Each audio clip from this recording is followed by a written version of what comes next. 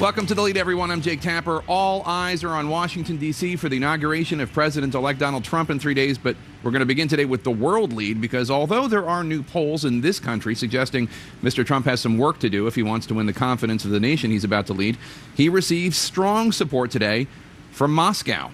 Standing in the Kremlin earlier today, President Vladimir Putin of Russia slammed outgoing President Obama and expressed backing for his successor. Not surprisingly, the January 6th briefing of Mr. Trump by the leaders of the intelligence community came up, and the heads up that Mr. Trump received about claims Russians have been making that they might possess compromising material about Mr. Trump, claims that the Trump team denies. CNN, in breaking this story 1 week ago today, made no descriptions of the specific allegations about Mr. Trump in these underlying memos, which were compiled by a former British intelligence official, though those memos were published elsewhere. CNN has never described the allegations because this material remains uncorroborated by us and, as of now, by U.S. intelligence officials. But while Mr. Putin today seemed to be offering something of a defense of Mr. Trump and maybe an excoriation of the charges, he apparently felt no such inhibitions. Russian President Vladimir Putin came to the defense of Donald Trump today. The subject was the U.S. intelligence community briefing Trump about the existence of memos of unsubstantiated claims regarding him, including allegations that Russians had compromising material about him. Whether or not this is in the interest of the United States, this does a huge, huge harm. Information that on Sunday, the White House Chief of Staff acknowledged he worries about. Are you at all concerned that the Russians have something on Donald Trump? Look, the job description of Chief of Staff is to be concerned and to worry about things. Putin today denied that the Russian government would ever compile such information. What do you think? We have special security services running after every American billionaire? Of course not. It is complete nonsense. This is rubbish. The former undercover KGB operative today mirrored Trump's own defense last week. I read the information outside of that meeting. It's all fake news. This is clearly false information. It was a group of opponents that got together, sick people. People who order false information and spread this information against the elected president, who fabricate it and use it in a political fight, they are worse than prostitutes. While CNN has not reported on any of the unsubstantiated allegations in the memos, Putin today alluded to at least one of them. It is hard to believe that he ran to a hotel to meet with our girls of a low social class, although they are the best in the world. For his part, as a candidate and now president-elect, Mr. Trump has been critical of everyone from Meryl Streep to the cast of Hamilton, but has had very little critical to say about Vladimir Putin, whom U.S. intelligence agencies say was behind attempts to interfere with the U.S. election.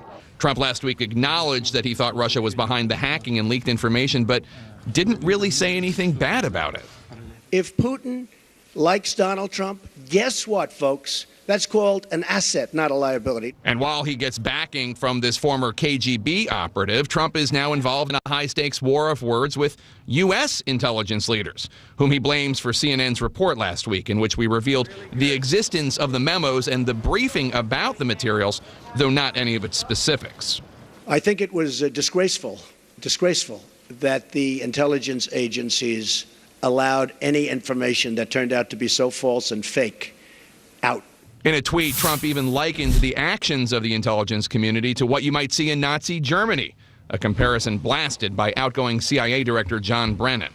Brennan has recently been publicly raising doubts about whether the president-elect understands how his seemingly impulsive tweets and remarks might impact national security. Spontaneity is not something that protects national security interests, and so therefore when he speaks or when he reacts, he has to make sure he understands that the implications and impact in the United States could be profound.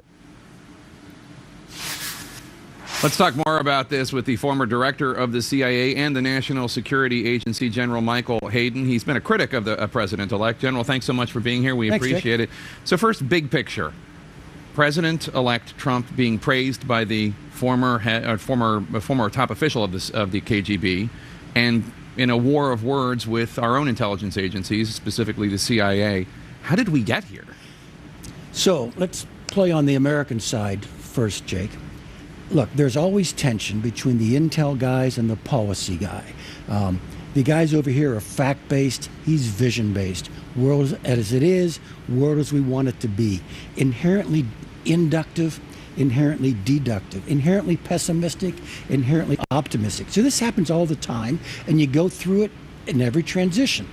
This particular president-elect exhibits these characteristics over here, this confidence in his own kind of visionary intuition, far more than any other previous president. So I think we all knew in the intelligence community this was going to be hard.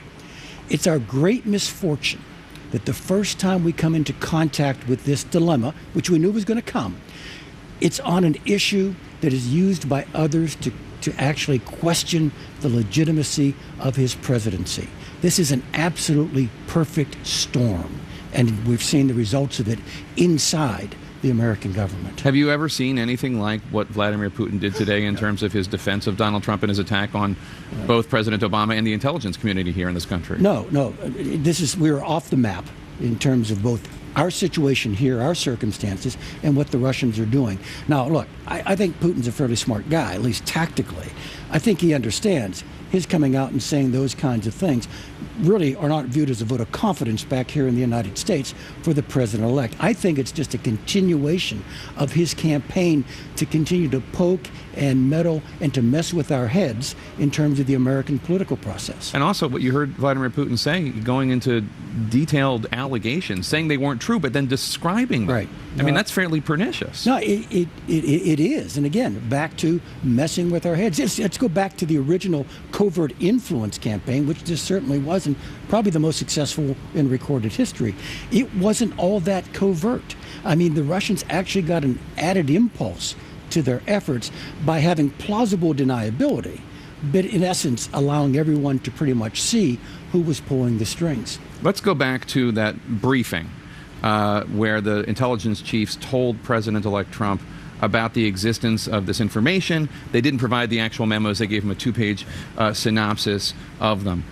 Some people, Donald Trump and also people around him, think that was a sneaky way to jam up President-elect Trump, that they were just trying to job him. They were trying to give we in the media an excuse to report on these uncorroborated allegations. What do you think? So I think there are two severable decisions here, all right, on the part of the intel community. The first is to make sure the president-elect is aware of this. I think that's unavoidable. I think that's an absolute duty. It's, Jake, we know, if we know, a lot of other people know, you need to know, Mr. President-elect. So in terms of telling him this, I think that was just a given. That had to happen. How they told him is a separate decision. Maybe there were other ways of doing it that would have had a lower profile, that would not have triggered what you just suggested. But the fact they told him, I think, is a product of duty and nothing else. What do you make of the fact that when I asked the White House Chief of Staff, are you worried that the Russians have something on Trump, he said his response was, "It's my job to be worried." Yeah, look, Dennis has to be cautious. I mean, if but it's a yes. Well, actually, no, it's not a no. Right. Okay. All right? He can't say yes. But then again, a man in his position of responsibility can't issue the categorical "No, there's nothing to see here, folks. Move along," because he doesn't know that either. Yeah. What do you make of the fact that you say that they had to tell him because this MI6 agent, this former MI6 agent, has long been considered a credible source of information. He has a network of information. I'm sure you know him, or at least know his work. But what does it say about the credibility of the information that they even mention it to him at all? I mean, they're saying it's not corroborated. We don't know it's true. James Clapper, the director of national intelligence, said a statement saying they'd made no judgment one way or the other. But that's not saying we think it's garbage. Well, look, what you need to understand, and this brings you back a little bit into the tradecraft of the profession, all right? What that was, had we written it, we would have called it raw, unevaluated intelligence. And Jake, I did go to the site, and I did read those 30-plus pages. And it actually, in terms of having been written by a professional, yeah, that's the way these things are written. But that's why we call it uncorroborated. All right. So, I mean, it has some existence inside of our community, but it's really a great deal of distance away from any kind of conclusions. What we do normally then is to take that data and begin to compare it against other information we have. And one thing that's not visible on the website is, who are these guys? How much access do they have? Is it plausible that they would know this kind of information? Have they reported reliably in the past? That's all hidden from our view. One needs to begin to know those kinds of things before you begin to invest any kind of credibility into the raw, unevaluated reporting. So we know that the FBI is looking into some of these allegations. I would imagine that other parts of the intelligence community are looking into other parts because their allegiance is to the United States, not Right. to a president. Is it possible for a president to come in and say, any of you looking into any of this stuff, stop. You have to stop. Can he do that? I don't think he can do it with regard to the law enforcement aspect of it. I mean, if there's an investigation ongoing by the FBI, I do think that might have to continue. More broadly, though, Jake, the intelligence community responds to the priorities of the president. And now, frankly, I've got to admit, I'm making this up. It's my judgment as to how it would happen, because let me repeat, we're off the map. We have never been in these circumstances before. Okay, I didn't find this interview reassuring at all. Thank you very much, General Michael Hayden. I appreciate it. Coming up, will Donald Trump's first 100 days be an uphill climb? The new poll numbers just days before he is sworn into office. Stay with us.